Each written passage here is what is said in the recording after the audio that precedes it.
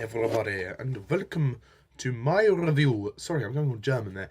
And welcome to my review of The Chronicles of Narnia, Prince Caspian, the 2008 sequel to The Lion, the Witch and the Wardrobe, based off of the fourth book in the chronological timeline, but for all intents and purposes, it's the second movie. Excuse me. So, Prince Caspian. The basic plot of the Chronicles of Narnia, Prince Caspian, is that it's set about a year after the events of the first movie. Well, in the real world, in the Narnian world, 1300 years. For the Pevensies, it's a year later. They are basically called back to Narnia. They're having a bit of a rough time adjusting to normal life after the events of the first movie. Meanwhile, this group of Spanish military soldiers called the Marines have invaded Narnia and have overtaken it. And Miraz, who's this lord, he wants to basically become king and overthrow the Narnians. And, by doing so, his son is born, and then he decides to kill his nephew, Prince Caspian. I wonder where we've seen that before. No, can't put my finger on it. Don't know what film it's from, but something tells me. Anyway, so then the Pevensies and the Caspians and Caspian have to reunite whatever Narnians are left and try and defeat the Marines in this epic battle. In order to restore Narnia to how it formerly was. Narnia has become much more of a savage, darker, grittier kind of place. And yeah, that's pretty much it, really. Prince Caspian. This is a bit of a weird sequel, I have to say. I kind of liked it when it was first released, when I was younger. But looking back on it, this movie, in comparison to the first one, it kind of feels bizarrely very different. The biggest, Prince Caspian, it's not a horrible movie, but it's really disappointing. I think the magic isn't there. The movie is just, there's no magic to it. Where's the magic of the first movie? That's the problem. There is no magic. It's too dark. It's too dark and gritty for its own good. As I say, I don't think it's horrible. It has its moments of entertainment, but ultimately, at the end of the day, you just kind of scratch your head and you go, yeah, it was alright. I mean, there's not much more I can say, really. I think the story is just not compelling. I just don't give a fuck about the story. I really couldn't care less who takes over what throne. It's basically just a film with loads of battle scenes in it, and that's really it. It's just, there is no story. It's just people trying to invade a castle, and then people fighting, and then I don't know, there's no charm, there's no whimsical tone to the first movie. They've completely stripped whatever lightness they had from the first movie and just basically tried to rip off Lord of the Rings. Yeah. It's basically softcore Lord of the Rings. And, the climax with the trees just proves all of the points of all of the reviewers who've reviewed this movie. So I don't think it's terrible. I think the cast are pretty good for what they do.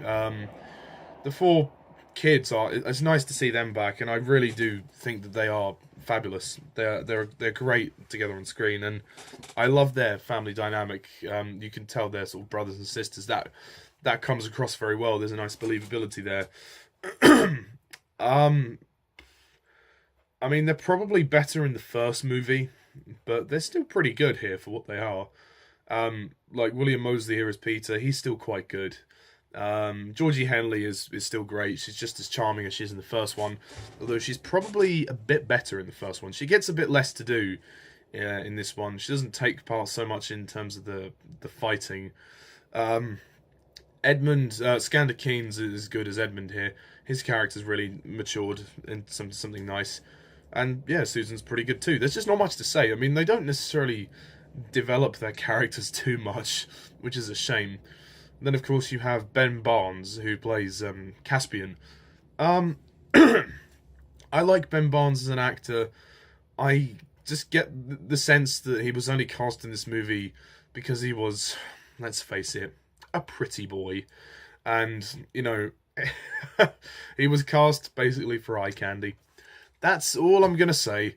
But, you know, I like his sort of little Spanish accent. It's kind of cute, really, when you think about it. But, you just kind of look at him and go, yeah. He just seems a bit too old to be a prince that has a baby cousin. If you know, because his cousin is born at the very start of the movie. And, like, Ben Barnes is like 23 or something. I swear the character's known to be like 10 years younger in the book. I mean, the book, to be fair, in the defense of the filmmakers, the book is really hard to adapt. I think Prince Caspian is just a dull book. The movie's just the book is dull, and I mean, at least they've been faithful in that respect. You know, the movie's dull, boring. It just goes to a sluggish halt. You know, the pacing is awful in this movie, really bad. I don't know how Andrew Adamson let the pacing slip so badly. I mean, maybe it's just because the book is too hard to adapt, so they just thought, well, we'll have them walking around. Basically, there is at least half an hour of this movie that you could cut out. The first hour of this movie is them walking around the forest doing fuck all. That is it. You know, they don't do anything. They just fucking walk around looking for the Narnians. It's like, come on, somebody get me an editing machine. Cut this thing down to size. It's like an unnecessary director's cut. I mean, it feels like they haven't cut anything out. They've just thrown every single thing in there. Although there are some deleted scenes which I have watched. I don't know. The pacing is just terrible. And obviously because of that, the movie is just way too long. 2 hours, 30 minutes. You know, no kid is going to sit down and watch a Narnia movie for that long. The first movie was long, but it was fine. It worked because of that. I mean, it was 2 hours 20, but it worked. This is 2 hours 30. Oh, God, you feel every minute. The movie kind of... The biggest issue with it is that it suffers... Well, it's too dark and depressing. There's no magic. And it suffers from battle fatigue.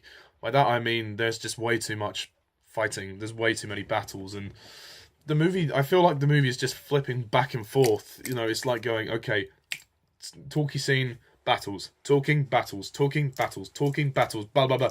And then it's, you know, it just keeps doing that because it can't do anything else. It doesn't know what to do. It's like, oh, okay, the characters are talking, or let's have some action, or let's have some more battle scenes. You know, it's all over the place. It's a bit of a mess, really. Which is such a shame because I had high hopes, especially after the first movie. Yeah, God, it's such a shame. I mean, it's nice to see the talking animals. I'll give it that. If there's any sort of charm to the movie, you know, there is that. I mean, it's not completely without its charm, but it's not enough. It's just not enough. The talking animals just aren't enough to carry it. You need to have that light, whimsical feel. I know the story is a bit more mature. I'm okay with that, but not when you overdo it with the darkness. It feels overly dark, overly grim, just kind of mulgy, grim, dark, bleak. There's no substance with this movie. It's a movie with battles and then talking and then battles and then talking. I suppose I'll give the movie this. The production design is good. That's what I've always appreciated about the Narnia movies, is that the production design is very good. I think the music score is good. I think the music score, thankfully, is one of the best aspects of the movie. And there are some nice reuses of some themes from the first one. You know, there's a couple of tensions with the characters, like with Peter and Caspian. But beyond that, they don't really give a they don't give a fuck. They can't be asked to develop any of the characters apart from Caspian, really. And you have a few others like the talking animals. You have Reepicheep, who's voiced by Eddie Izzard, who's there for comic relief. He's fine. He's fine. I don't have an issue with him, but if he wasn't in the movie, it wouldn't have affected it for me. Although I'd say Reepicheep probably gives a better appearance in The Voyage of the Dawn Treader, and I'll talk about that in the next review, because Simon Pegg plays him there. You have Ken Stott as Truffle Hunter as well, the Badger. He has quite a good role. He's a small role. But yeah, as I said, the movie is just dull, boring, and then by the time the fight scenes actually come around, it's already been nearly halfway through the movie, and it's them wandering around for the first half of the movie. Like, it's really dull, folks. Liam Neeson in his brief appearance as Aslan is good, and I mean brief. Yeah, it's good. You know, it's fine. Like I say, it's fine. Just structurally, it's just all over the place. Also, the scene with the White Witch. What was the point of that scene?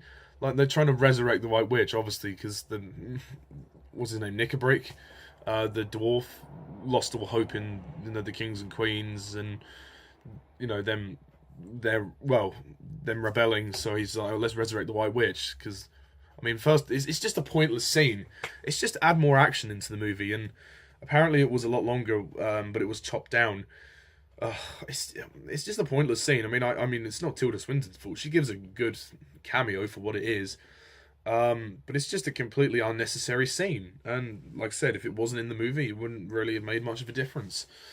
Also, I have to mention that what the hell with that kiss scene? Why are you trying to do that? This is a kids movie. This isn't some teenage, fucking romance. And also, it came out of nowhere. There was no, and I mean no, development into Caspian and Susan's relationship. There were a couple of looks and glances, but beyond that, nothing. There is actually a deleted scene with them two sort of talking, but not really much. I mean, for me, it just came out of nowhere, and I wish they would have removed that from the cut. But anyway, Also, I have to talk about the villain, Miraz. God. It's no fault of the actor whatsoever, but Miraz is pathetic as the villain. He really is. I mean, you can kind of see he is an absolute prick, and he's a slimeball. He's basically, he doesn't give a fuck. He will eradicate the Narnians if he can be king. He wants the power.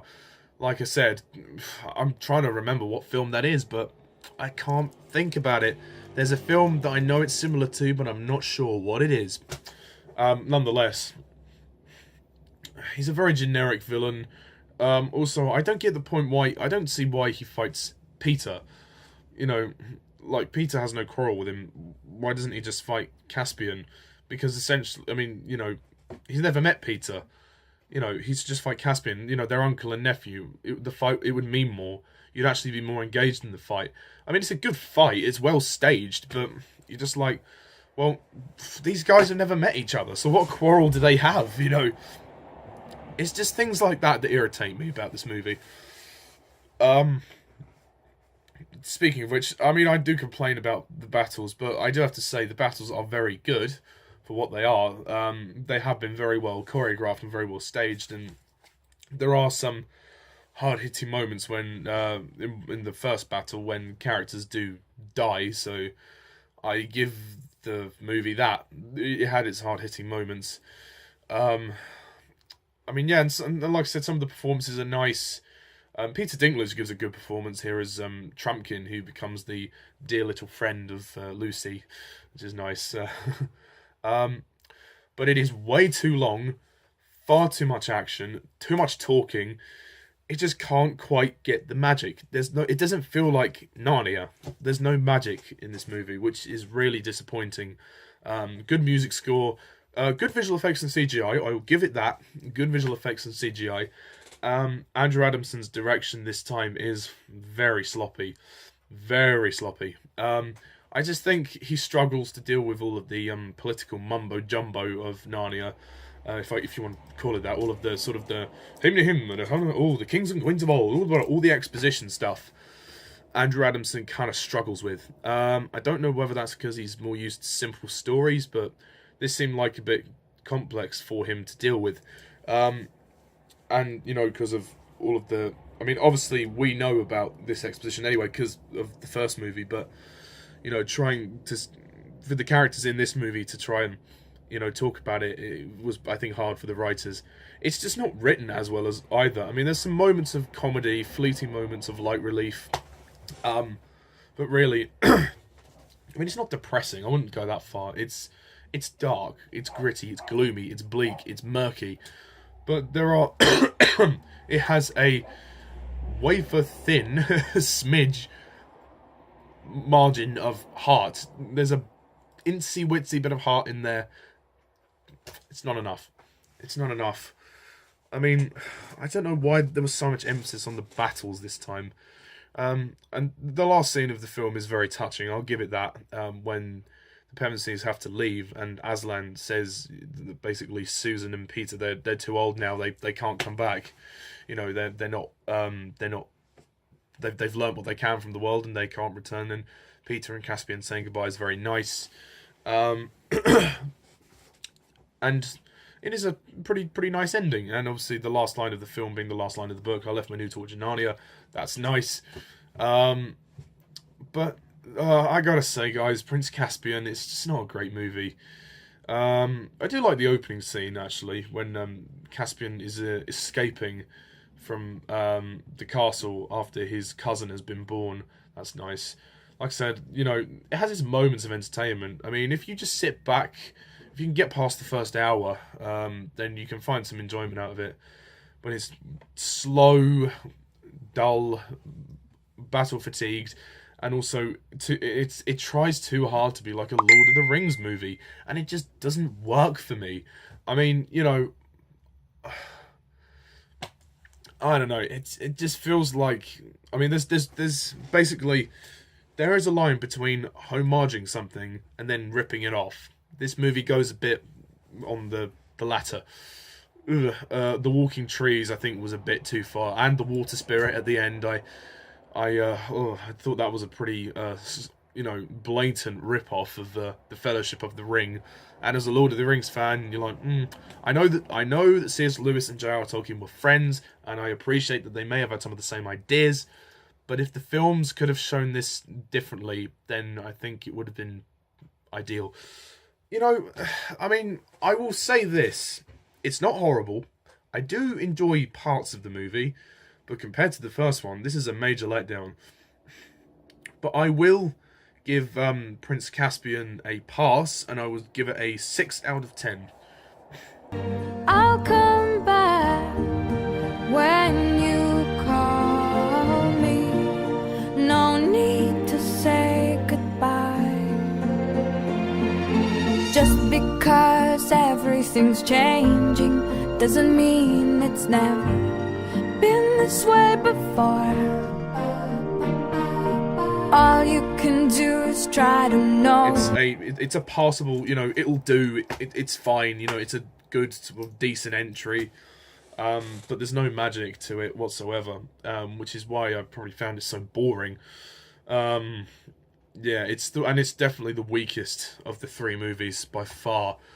Yeah, well, and then after that, Disney decided to bow out of this movie. They were like, "No, we've had enough of this. We don't think there's any future in this franchise. Bye, see ya."